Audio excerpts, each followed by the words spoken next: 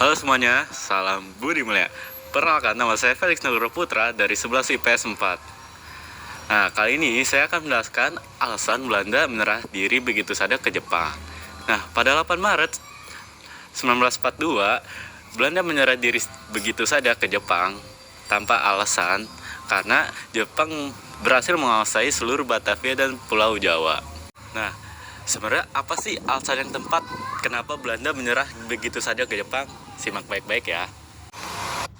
Sejak Januari 1942, Jepang datang ke Indonesia dan berhasil membuat Belanda kewalahan. Jepang berhasil menguasai Pulau Kalimantan, Sumatera, hingga akhirnya Jawa dalam waktu singkat.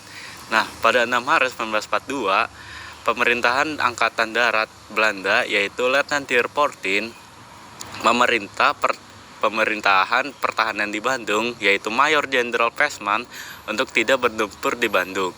Hal ini disebabkan karena Bandung sudah dipadati oleh warga sipil, baik wanita maupun anak-anak. Nah, apabila pertempuran terjadi, maka akan banyak warga sipil yang berjatuhan. Nah, keesokan harinya, 7 Maret 1942, Lembang jatuh ke tangan Jepang. Jepang berhasil memaksa pasukan KNIL di bawah komando Letnan Ter Poortin untuk melakukan gencatan senjata. Nah, Majen Jenderal Pesman pun mengirim utusannya ke Lembang untuk melakukan perundingan. Lalu Jenderal Imamura meminta agar perundingan dilakukan bersama Gubernur Jenderal von Starkenburg di Kalijati pada 8 Maret 1942.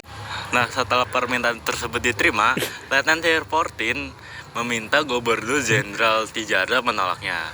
Mendengar hal tersebut, Jenderal Imamura melakukan ultimatum, yaitu apabila pukul 10 pagi para petinggi Belanda belum sampai di Kalijati, maka Bandung akan dibom sampai hancur.